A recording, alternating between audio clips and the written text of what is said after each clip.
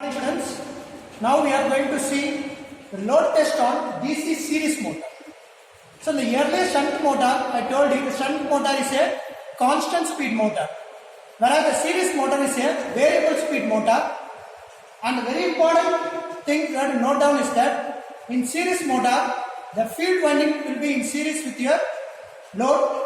So the field current will be equal to your load current. Okay. So here we don't require any field ammeter because the load ammeter will be acting as your field ammeter.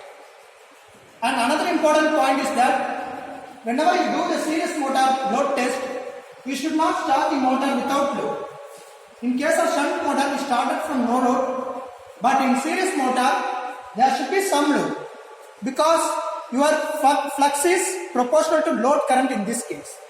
So if you are not connecting any load at the initial, and if you try to start this motor, so your load current is 0, so therefore your flux will also be 0.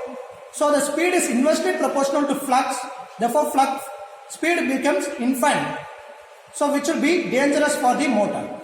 Okay, so therefore it is a mandatory precaution you have to keep in mind that you should not never start your series motor without load. Okay, so therefore I have included initially some load here. Okay, and as you increase the load, this motor speed is going to vary drastically because it is a variable speed motor, and also the load current is proportional to field current. Therefore, when the load increases, field current will increase drastically, so the speed will decrease drastically. So that is why it is a variable speed motor. Okay. So the connection is very simple here. You require only one voltmeter to measure your voltage across the motor. Another ammeter. This ammeter is going to act as your field current as well as load current. So IL is equal to IF. Okay. So the connection you have to give as per the circuit diagram. So again, after checking the circuit connection, you have to plug in the fuse by calculating the fuse rating. Again, since this is a load test, the fuse rating is calculated by 120% of rated current. So the rated current of this machine is 19 amps. So 120% of rated current is your fuse rating. Okay. And again, as in the same procedure, I have to increase the load till I get the rated current. Okay. So you have to vary the load in steps. For every instance of load, you have to measure down your current and the voltage. Okay. So now I have given the connection. Let me start the motor.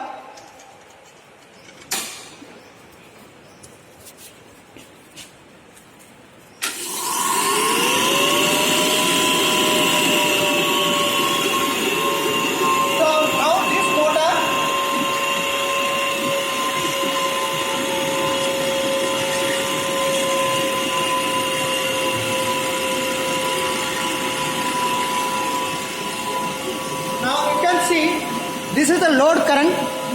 So this motor is to be started with load. So this is the load current and this is equal to your field current too. So the load current I have connected to 20 amps since the rated current is 19. So this has to be multiplied by, the observed value has to be multiplied by 2. So the observed value is 6.4. So multiply by 2. So that is your load current now. And this is your voltage. So the rated voltage is 220 volt. So you have to multiply this observed value into 2. So the observed value is 105. So into 2 it will be 210 volt. Okay. So now measure the speed for this load. The speed you can see it is now at 1760. Okay. So now I increase the load in steps. Now the rated current is just 19 amps. So already I have obtained 12 amps. So I am going to just vary for small instance.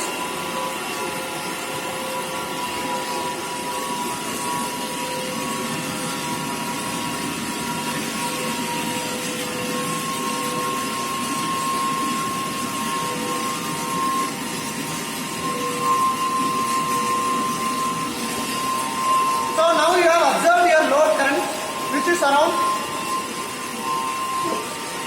7.2 amps, okay, which is you have to multiply by 2, okay. So now you observe the speed. So earlier it was 1760. Now you can see the speed has gone very drastically by 160 RPM down to 1611.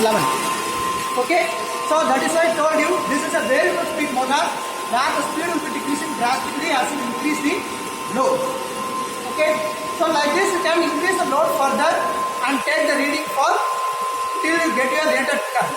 Okay, so after completing the experiment, so in the shunt motor I brought the machine to the no load value, but again here you have to keep in mind, even while switching off, since this is series motor, we should never switch off without load.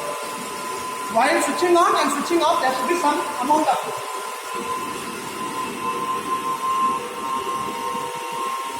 So you can see that I have not reduced the load to 0. I have included some load. With that I just switch off this connection. I hope you are clear with this experiment. And the important point, you should never start the series motor without load, and you should never stop the series motor without load. Okay, so this is the important parameter you have to keep in mind while doing this experiment. Thank you.